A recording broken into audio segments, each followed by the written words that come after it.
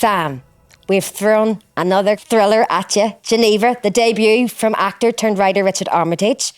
What did you think? I loved it, actually. Yay. It's a real sort of James Bondy type of book. So if you like a really fast-paced, gripping, can't put down sort of a read, it's really brilliant. And for a debut, I was really, really impressed. Yeah, it's great. I mean, he is an actor, so he's, his job is being part of a story. Yeah. Does he come at it from that angle? He does. You get that sense that it's quite cinematic, and there's some big scenes in it that would work really well on the screen. So you can sort of see that actor's eye coming at it.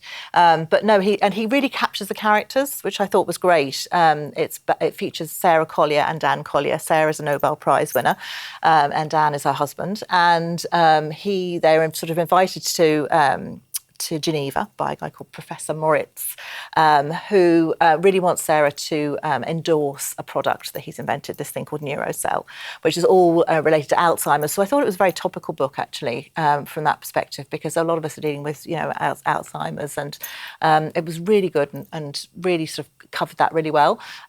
So it's sort of fantastical from a James Bond point of view, but at the same time quite believable. And the character relationships, the interrelationships are very believable as well. I love books that take you away and where you learn a bit about a location. Yeah. And I've never been to Geneva, so from that perspective, it was great. He did the location really well. One of my kids was living in the Arctic, so there's a lot of snow scenes in it, and that was really interesting. So I was reading it sort of from their perspective as well. Big fight scenes. There's a Russian spy. You can almost see this as a TV series, can't you? I really can. It's got the twists and the turns. It's a real thriller. Yeah. And then Geneva as a character in itself.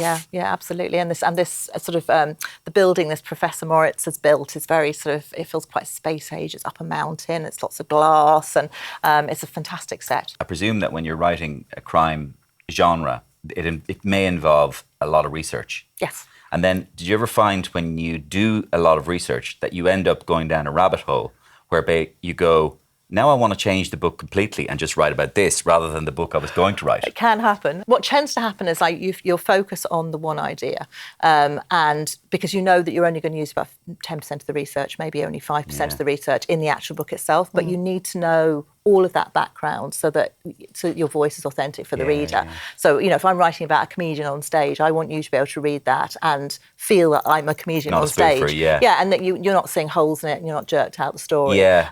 My agent was talking to somebody yesterday and mentioned the clunky gear change. That's what we're all trying to avoid.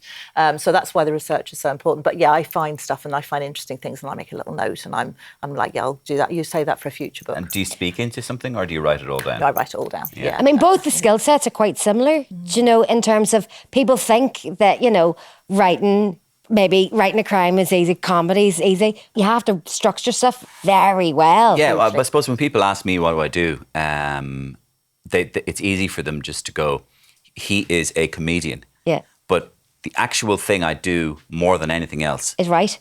Yeah. So I write every day. I write every day for 3 hours. And that's to write a sketch. Yeah. A sketch takes a long time to write. And the more you do it, pretty much the more efficient you get at writing a sketch. Yeah. To be honest with you. You start out very clunky and long. Yeah. And then, Sam, do you sketch out your whole story before you start? Very similar principle. Yeah, I do. I mix between plotting and not plotting. So the first few books I wrote, the first 3 were police procedurals. They were very detailed plotting. And I moved into psychological thrillers and, again, plotting a good bit. But recently I've been trying to plot a bit less and I suppose not move with the story because you still move with the story when you're plotting, but just see where it'll take me more. When you're performing live, do you stay strictly to the script or? I stick broadly to the script, but everything changes when I interact with the audience. Yeah. So I pull people up on stage and I can it goes into kind of an improvisational almost piece, and I never know where that's going to go. And depending on how that flies or takes off or doesn't take off, you always have fail-safe places to go that it's always going to be, in your mind, good. Yeah. And that there's a good ending.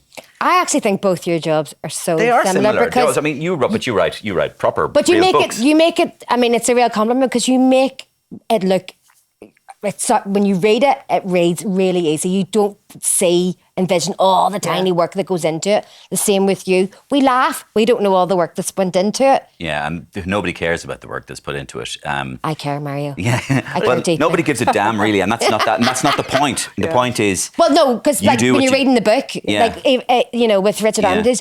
Obviously, because there's so many twists and turns, he's plotted them, or like you say, maybe he's let himself go down there. Yeah. But all of that has to be tangled and get to the end. It's like a big maze. And from whether you write something small or long, one of the best feelings I've ever had is the idea of being lost in something. It's a really nice feeling of being immersed and lost and coming out of it, because it's 99% sure that the thing you've been immersed in is usable. Yes, absolutely. It's going to be the best. It's going to be really, really great. Yeah. As a writer, you learn to connect with your subconscious mind, and that's part of the battle, I suppose. Because certainly, as an early writer, new writer, you're focusing on the writing and the story, and there's lots of bits and pieces to remember.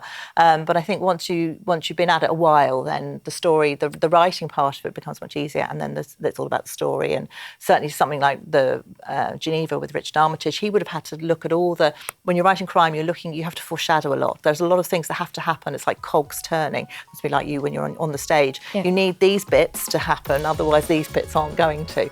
And to make it look easy, to have that sort of swan on the thing with the beat going underneath. There's a lot of moving parts to it. But I think he has nailed. Yeah. For a debut novel, absolutely, it's there, he has. It's and great. I feel like there's going to be much more to come from him. Yes, absolutely. I mean, if you're going in at this level as a debut, that's good. It's really impressive. Yeah, it's lovely. It's sort of like what's going to come next. Yeah, Round of great story. applause. Yeah.